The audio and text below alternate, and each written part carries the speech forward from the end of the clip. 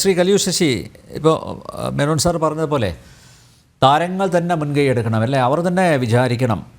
കാരണം ഇതിപ്പം ശ്രീ സുരേഷ് കുമാർ പറഞ്ഞത് തന്നെ, അമ്മ എന്ന സംഘടനയിലെ ഒരു 50 പേർക്ക് മാത്രമേ തൊഴിലുള്ളൂ, സ്ഥിരം വരുമാനം ഉള്ളൂ. ബാക്കിയുള്ളവരൊക്കെ വെറുതെ ഇരിക്കുകയാണ്. അതിൻ്റെ ഒരു കാരണം എന്ന് വെച്ച് കഴിഞ്ഞാൽ ചിലരുടെ കൈകളിലാണ് ഇപ്പോൾ മലയാള സിനിമ. അപ്പോൾ ആ ഒരു കോക്കസിൻ്റെ തീരുമാനം അനുസരിച്ച് അവരുമായി സ്ഥിരം കമ്മ്യൂണിക്കേറ്റ് ചെയ്യുന്ന, അവരുമായി സ്ഥിരം ബന്ധത്തിലുള്ളവർക്ക് മാത്രമേ അവസരങ്ങൾ ലഭിക്കുന്നുള്ളൂ. ഭൂരിപക്ഷം ആളുകളും നോക്കുകുത്തികളായിട്ട് ഇരിക്കുകയാണ്. അപ്പോൾ താരങ്ങൾ തന്നെ മുൻകൈ എടുത്താൽ മാത്രമല്ലേ ഈ പറഞ്ഞ പ്രതിസന്ധി അത് പരിഹരിക്കാൻ പറ്റൂ. ഒരു താരങ്ങൾ തന്നെ ഇടപെട്ട് തന്നെയാണ് ഈ പ്രതിസന്ധി പരിഹരിക്കേണ്ടതെന്ന് ഉള്ളത് ഏവർക്കും അറിയാവുന്ന ഒരു സത്യമാണ്. പക്ഷേ ആ താരങ്ങൾ ഇന്നും അതറിയുന്നില്ല, ഈ മിനിറ്റ് വരെ അറിയുന്നില്ല എന്നുള്ളതാണ് എൻ്റെ ഭാഷ്യം. കാരണം എന്ന് വെച്ചാൽ അവർ അതിനെപ്പറ്റി ചിന്തിക്കുന്നില്ല. അവർ അവരുടെ കാര്യങ്ങൾ മാത്രമേ ചിന്തിക്കുന്നുള്ളൂ. ഇപ്പം നമ്മളും അവരെ കുറ്റം പറയുകയല്ല. അവരുടെ തൊഴിൽ അവർ ചെയ്യുന്നു, അവരുടെ റെമ്യൂണറേഷൻ അവർ ചോദിക്കുന്നു. നമുക്ക് സൗകര്യമുണ്ടെങ്കിൽ കൊടുക്കാതിരിക്കാം. എന്നിരുന്നാലും അവർ വളർന്നു വരുന്ന, അവർ തൊഴിൽ ചെയ്യുന്ന ഒരു സ്ഥാപനം പോലെയാണ് മലയാള സിനിമ ഇൻഡസ്ട്രി എന്ന് പറയുന്നത്. ആ ഇൻഡസ്ട്രിയെ നിലനിർത്തുക എന്ന ഉത്തരവാദിത്വം തീർച്ചയായും മുൻനിര താരങ്ങൾക്കുണ്ട് എന്നതിൽ യാതൊരു സംശയവുമില്ല. ഇവിടെ ഇപ്പം സംഭവിച്ചിരിക്കുന്നത്, ഇവിടെ ഒരു പത്രസമ്മേളനം നടത്തി സുരേഷ് കുമാർ ഇന്നും ഇന്നലെയും തുടങ്ങിയതല്ല ഈ സംഘടനാ പ്രവർത്തനം. ഞാൻ ഏതാണ്ട് 26 വർഷത്തോളം പല ഇൻഡസ്ട്രിയുടെ സംഘടനകൾ പ്രവർത്തിക്കുന്ന ഒരാളാണ്. അതേ കാലഘട്ടത്തിൽ തന്നെ സുരേഷ് കുമാറും ഇൻഡസ്ട്രിയുടെ ഇതിൽ പ്രവർത്തിക്കുന്ന ആളാണ്.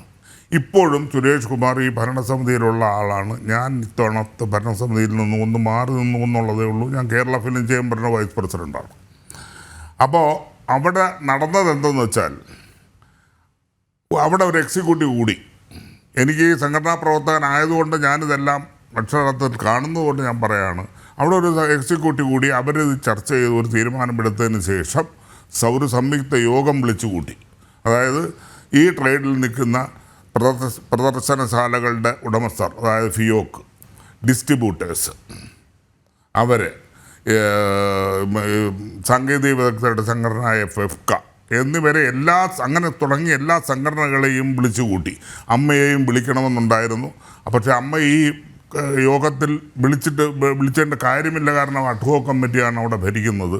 അപ്പോൾ അതുകൊണ്ട് അതിന് മുൻപ് ഒരു ലെറ്റർ അയച്ചിട്ട് അതിന് മറുപടി, ഞങ്ങൾ അഡ്ഹോക് കമ്മിറ്റിയാണ്, ഞങ്ങൾക്കൊന്നും പറയാൻ അവകാശമില്ല എന്നൊരു മറുപടി വന്നതിൻ്റെ അടിസ്ഥാനത്തിലാണ് അവരെ വിളിക്കാത്തത്. അപ്പോൾ ഇത്രയും പേര് വീണ്ടും ഒരുമിച്ചിരുന്നൊരു യോഗം കൂടി ഇത് എല്ലാം തെറ്റും ശരിയും ചർച്ച ചെയ്ത ശേഷമാണ് ഒരു തീരുമാനത്തിലെത്തിയത്. ഈ തീരുമാനത്തിലെ പ്രധാന കാതലായ ഒരു വിഷയം എന്ന് പറയുന്നത് സർക്കാരിനെതിരെയാണ്. ഏറ്റവും വലിയ ഇത്, സർക്കാർ കാലാകാലങ്ങളായി ഈ മലയാള സിനിമയ്ക്ക് വേണ്ടി ഒന്നും ചെയ്തിട്ടില്ല എന്നുള്ളതാണ് സത്യം. അവർ പറയും ഞങ്ങളിപ്പോൾ മലയാള സിനിമ ഉദ്ധരിക്കാൻ നടക്കാൻ. മലയാള സിനിമ GST ഉണ്ട്. അപ്പോൾ 1 ടാക്സ് 1 നാഷൻ 1 ടാക്സ് അത് ഏർപ്പാട് ചെയ്തതിന് ശേഷം വീണ്ടും ഇവിടെ എൻ്റർടൈൻമെൻറ്റ് ടാക്സ് കൂട്ടി. വീണ്ടും ഒരു എൻ്റർടൈൻമെൻറ്റ് അതിൻ്റെ പുറത്ത് വെച്ചു. അപ്പോൾ ഡബിൾ ടാക്സായി. അപ്പോൾ GSTയുടെ എമൗണ്ടും കൂടി 28% വരെ ഒരു ടിക്കറ്റിന്മേൽ വരികയാണ്. അപ്പോൾ ഇതെല്ലാം കൂടെ ചേർത്ത് ടിക്കറ്റ് നിരക്ക് കൂട്ടും. ടിക്കറ്റ് നിരക്ക് കൂട്ടിയാൽ കാണികൾ വരാനുള്ള ബുദ്ധിമുട്ട്, ഇങ്ങനെയുള്ള ഒരുപാട് ബുദ്ധിമുട്ടുകൾ തിയേറ്ററുകാർ നേരിടുന്നു. ഒരുപാട് പ്രതിസന്ധികളുണ്ട് ഇവിടെ. സിനിമ ഷൂട്ടിങ്ങിന് ആവശ്യമായ ലൊക്കേഷനുകളിൽ അമിതമായ ഫീസാണ് ഈ സർക്കാർ ഈടാക്കുന്നത്. അവർ കൂട്ടിക്കൊണ്ടേയിരിക്കുകയാണ്. ലക്ഷം രൂപയും 1.5 ലക്ഷം 2 ലക്ഷം രൂപ ഓരോ സ്ഥലത്തിന് വാങ്ങിക്കുന്നത്. അപ്പം ഇതെല്ലാം ചെയ്തിട്ടും എന്താ സബ്സിഡി കൊടുക്കുന്നത്? ആ ഒരു 10 സിനിമയ്ക്ക് കിട്ടി കാണും ഈ വർഷം, അല്ല കഴിഞ്ഞ വർഷം 2024. അപ്പോൾ അതുകൊണ്ട് സർക്കാർ ഒന്നും ചെയ്യുന്നില്ല. സർക്കാരിന് എതിരെയാണ് ഈ സമരം എന്നുള്ള ഒരു വേർഡ് വരുന്നത്. അതിവിടെ താരങ്ങൾക്കെതിരെയാണെന്ന് അവർ തെറ്റിദ്ധരിച്ചുകൊണ്ട് അത് പ്രചരിപ്പിച്ചു എന്നുള്ളതാണ് ഇവിടുത്തെ ഏറ്റവും വലിയൊരു പ്രശ്നമായി മാറിയത്. നമ്മൾ അമ്മയ്ക്കെതിരൊന്നുമല്ല. അമ്മയിലെ ഒരു പ്രമുഖനായ ഈ അഡ്ഹോക് കമ്മിറ്റിയിലുള്ള ഒരാൾ ഇന്നലെ ഇരുന്ന് പറയുന്നത് കേട്ടു. അത് ഒരു വ്യക്തിപരമായ അധിക്ഷേപം സുരേഷ് കുമാറിനെതിരെ നടത്തുന്നത് കണ്ടു. അത് വളരെ ഖേദകരമാണ്. അതൊക്കെ അദ്ദേഹം അത് സുരേഷ് കുമാറിൻ്റെ ഭാര്യയെ പരാമർശിക്കുന്നു, സുരേഷ് കുമാറിൻ്റെ മകളെ പരാമർശിക്കുന്നു പേര് പറഞ്ഞ്. ഇതെല്ലാം ചെയ്യുന്നതിൻ്റെ മോശമായൊരു കാര്യമാണ്. ഞാൻ പേരെടുത്ത് തന്നെ പറയാം. മിസ് ജയൻ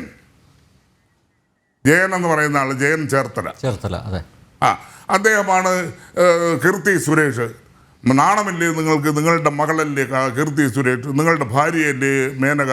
ഇതെല്ലാം ഈ ജയൻ എന്ന് പറയുന്ന ആൾ കുറച്ചുകൂടെ പക്വതയോട് സംസാരിച്ചുകൂടെ? ഒരു സംഘടനാ തലത്തിലല്ലേ അദ്ദേഹം ഇരിക്കുന്നത്? ഇവിടെ ഒരു പ്രൊഡ്യൂസേഴ്സ് അസോസിയേഷനിലെ ഒരംഗവും അല്ലെങ്കിൽ പ്രൊഡ്യൂസറായ ഒരംഗവും അമ്മയെ എന്ന് പറഞ്ഞ സംഘടനയെ അധിക്ഷേപിച്ചിട്ടില്ല. അമ്മ എന്ന സംഘടനയിലെ സ്ഥാനത്തിരിക്കുന്നവരെ അധിക്ഷേപിച്ചിട്ടില്ല. അവർ പറഞ്ഞത് എന്താണ്? ഉത്തരവാദിത്വമുള്ള ഒരു വൈസ് പ്രസിഡന്റ് എന്ന നിലയിൽ, അധ്യക്ഷൻ എന്ന നിലയിൽ സുരേഷ് കുമാർ പറഞ്ഞത് ഈ അവിടെ എടുത്ത തീരുമാനമാണ് അദ്ദേഹം പത്രക്കാരോട് പറഞ്ഞത്. ഇത് താരങ്ങളുടെ പ്രതിഫലം കുറയ്ക്കണം. അല്ലേ, ഞാൻ ജൂൺ 1 മുതൽ ഞങ്ങൾക്ക് ഈ സമരം എന്ന് പറയുന്നത് മെയിൻ സർക്കാരിനെതിരെയാണ്, അല്ലാതെ താരങ്ങൾക്കെതിരെയൊന്നുമല്ല. അത് ഉള്ളിൽ പരിഹരിക്കേണ്ട ഒരു കാര്യം കൂടിയാണ്, പ്രധാന വിഷയവുമാണ്, ഇല്ലയെന്ന് പറയുന്നില്ല. പക്ഷേ സമരം എന്ന് പറയുന്നത് സർക്കാരിനെതിരെയാണ്. സർക്കാർ ഈ ടാക്സ് ഒന്ന് കുറച്ച് തരണം. അതുപോലെ തിയേറ്ററുകാർക്ക് നിലനിൽപ്പില്ലാതെ പോകുന്നു. അവരുടെ പ്രശ്നങ്ങൾ വളരെ രൂക്ഷമാണ്, നമുക്ക് നല്ലോണം അറിയാം. അവർക്ക് നടത്തിക്കൊണ്ട് പോകാൻ പറ്റുന്നില്ല. ഇലക്ട്രിസിറ്റി ടാരിഫ് അങ്ങനെയാണ്, മറ്റ് ടാക്സുകളുടെ ടാരിഫ് അങ്ങനെയാണ്. മാത്രമല്ല ഓഡിയൻസ് കിട്ടണ്ടേ? വരുമ്പോൾ 5 പേര് 10 വിജയകുമാർ അത് തുറന്നു പറഞ്ഞു. അദ്ദേഹം ചർച്ചയിൽ പങ്കെടുത്തിരുന്നു. അത് തന്നെ അദ്ദേഹം പറഞ്ഞ കണക്കുകളെല്ലാം വളരെ കറക്റ്റാണ്, നമുക്ക് നേരിട്ട് അറിയാവുന്നതാണ്. പല സിനിമയ്ക്ക് തിയേറ്ററിൽ പോകുമ്പോൾ 5 പേരിരിക്കും. 5 പേരിരുന്നാൽ AC ഇടണ്ടേ? അത്രയും പവർ കൊടുക്കുകയല്ലേ? അതിന് ഇലക്ട്രിസിറ്റി കാശ് കൊടുക്കണ്ടേ? ഈ കാശിൻ്റെ 5 ടിക്കറ്റ് എടുത്തുകൊണ്ട് എങ്ങനെയാണ് മുതലാവുന്നത് ഷോ നടത്തുന്നത്? ചില സിനിമകൾ വന്നാൽ ഇന്ന് ഫസ്റ്റ് ഷോ, സെക്കൻഡ് ഷോ, അടുത്ത ഷോ എങ്ങനെയും ഓടിച്ചെടുത്ത് അടുത്ത ദിവസം ഷോ നടത്താൻ പറ്റാത്ത അവസ്ഥയിലാണ്. ഷോ ഇല്ല. അപ്പോൾ അവർക്ക് വേറെ സിനിമ അന്വേഷിക്കേണ്ട ഗതിയാണ്, അല്ലെങ്കിൽ പൂട്ടിയിടേണ്ടി വരും.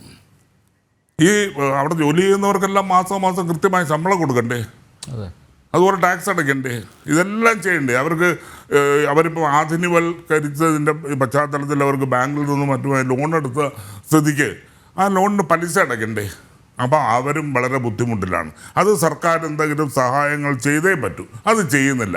ഇത് കാലാകാലങ്ങളായി സർക്കാർ ചെയ്യാത്ത ഒരു കാര്യമാണ്. കഴിഞ്ഞ എത്രയോ വർഷങ്ങളായി സർക്കാരുമായിട്ട് ഞങ്ങൾ മീറ്റിംഗ് കൂടി അതിൻ്റെ എത്രയോ മിനിറ്റ്സുകൾ എൻ്റെ കൈവശം തന്നെ ഉണ്ട്. ഒരു കാര്യം ഇന്ന് വരെ മലയാള സിനിമയ്ക്ക് വേണ്ടി ചെയ്തിട്ടില്ല. ഇപ്പോൾ ഒരു സിനിമാ നയ രൂപീകരണം എന്നൊക്കെ പറഞ്ഞ് എന്തൊക്കെ ചെയ്യുന്നുണ്ട്, ഇല്ലയെന്ന് പറയുന്നില്ല. പക്ഷേ അതൊന്നും വ്യവസായത്തെ ശാക്തീകരിക്കാൻ വേണ്ടിയിട്ടുള്ളതല്ല.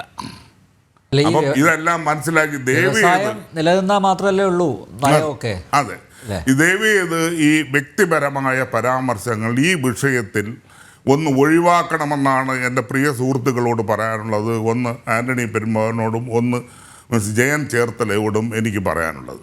ആൻ്റണി പെരുമ്പാവൂർ അത്രയൊന്നും പറഞ്ഞില്ല. ആൻ്റണി പെരുമ്പാവൂരിനെ ഒരുപക്ഷെ ചോദിപ്പിച്ചത് അദ്ദേഹത്തിൻ്റെ സിനിമയെപ്പറ്റി പറഞ്ഞിട്ടായിരിക്കാം.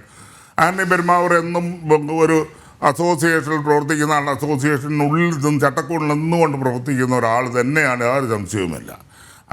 അദ്ദേഹത്തിൻ്റെ സിനിമയെപ്പറ്റി എന്തോ ഒരു പരാമർശം വന്നതിന് അദ്ദേഹത്തിനെ ചൊടിപ്പിച്ചു എന്നുള്ളതാണ് ഞാൻ മനസ്സിലാക്കുന്നത്. ആ പരാമർശം പിൻവലിക്കുകയും ചെയ്തു. അതോടുകൂടി തീർന്നു. ആന്റണി പെരുമ്പാവൂരിനെ വിളിച്ച് ചോദിച്ചാൽ അതോടുകൂടി തീർന്നു എന്ന് പറയും. പക്ഷെ മറ്റുള്ളവർ അത് വളരെ വലിയ ഒരു സംഭവമാക്കി മാറ്റിക്കൊണ്ടിരിക്കുകയാണ്. അത് മാറ്റട്ടെ, ഇല്ലെന്ന് പറയുന്നില്ല.